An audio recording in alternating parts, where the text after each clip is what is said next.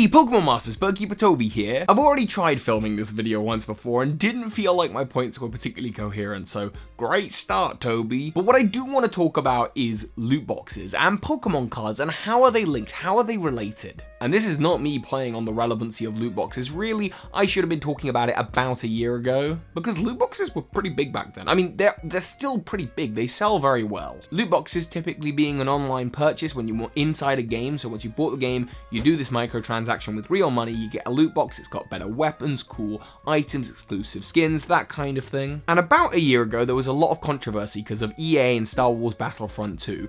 The gist of it was, there were really powerful items in the loot box that you could get in the main game, but it would take you like 40 hours per individual item in the game, versus just paying a lot of money and getting it in the box, and then you could take that online, you could totally kick butt. Wonderful, and loot boxes got a really bad rep back then. In fact, Belgium outlawed loot boxes, likening it to gambling, saying this is a form of gambling. You put in money, there is a chance that you will get something good, there is a chance you will get something bad. And regardless of what side of the fence you sit on, I remember thinking at the time, isn't that the same as Pokemon cards? I mean, you pay physical currency, like a loot box, to get an item.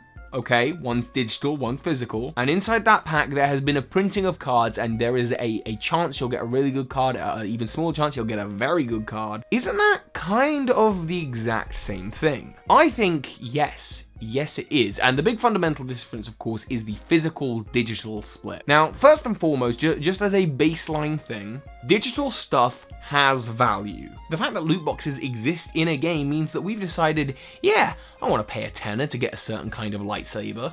We've ascribed value to a digital thing in the same way that we ascribe value to currency. Really, dollar notes are just bits of paper. We just decide that they're worth something. Cryptocurrency, same deal. It's a digital currency. We just decide it's worth something. And online purchases, also, they are worth something. So they have value, but they are still physical. Do you really own them? The best argument I've heard about this actually came from the person editing this video, Bret. My own editor disagrees with me, so who knows how terribly this could...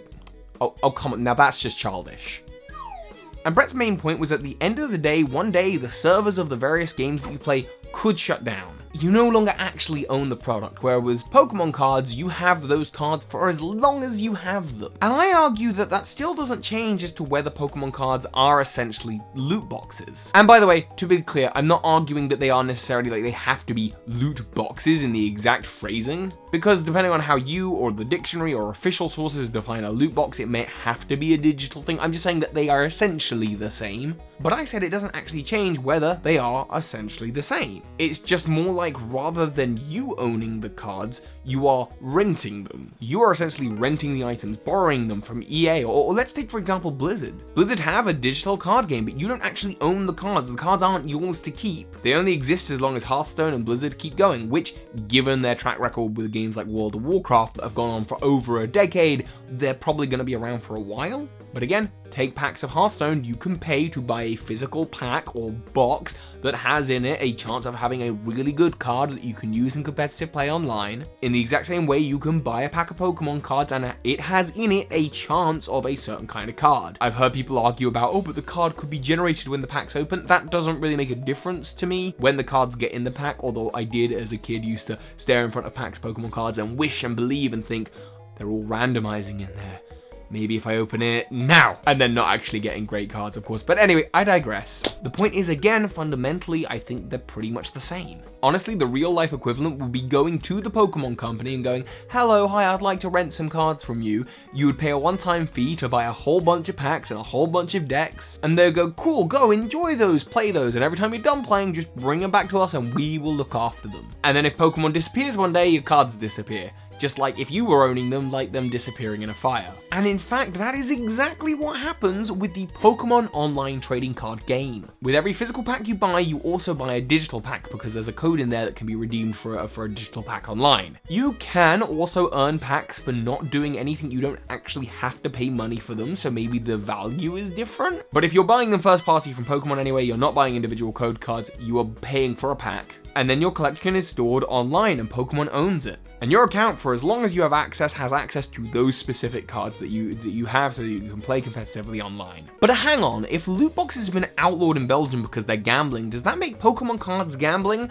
Well, that's really up to law enforcement to decide. But in the New York Times, I did find an article that in the 1990s, Pokemon was being sued for exactly this. People were saying, hey, this is gambling, and the case actually got thrown out in favor of Nintendo. It was not classified as gambling. I think there's gambling, and there's loot boxes, and there's Pokemon cards, and it is a very thin line between all of them. But Pokemon cards is definitely a further step away from gambling than your generic loot boxes are, or actually, than the loot boxes that EA put out were. And that's of particular interest because I don't think loot boxes are bad. I don't think Pokemon cards are bad. I support everyone buying Pokemon cards. I think they are a great and fun game and they are a mainstay of my childhood. And that's because the chances of getting certain cards have always been pretty reasonable and pretty fair. And with every pack I get a whole bunch of other cards that I can use to build decks or trade or to just collect. With something like EA, and I don't know all the details specifically, they were criticized because the implementation of the loot boxes was really bad. 40 hours of regular gameplay to get this one character versus you could just pay for it.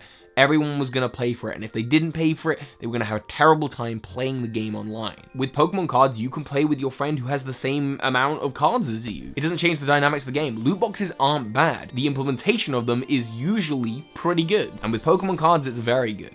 But anyway, this is my thoughts. Loot boxes, Pokemon cards, they are more or less the same thing, especially when you look at the stepping stones between the Pokemon card packs to the TCGO packs, in which you pay for a physical pack to get a digital pack, or you could earn them online, to then like Hearthstone cards, where you can just buy a pack in the game. You go from there to loot boxes in other games, and then all the way up to gambling, I guess. There are definitely some steps up. Anyway, this is of course a discussion video. I would love, of course, to hear your thoughts. Thank you to the editor Bret for not being too tough on me, and oh, come on! And of course, so hi, Pokemon Masters. Using the links below, sign up to Patreon today to get merch, Pokemon cards, shoutouts. A special thank you goes to the patrons who made 3 videos a week possible, especially the Poke Myth of the Month. Jessica Mather, thank you so much for your support.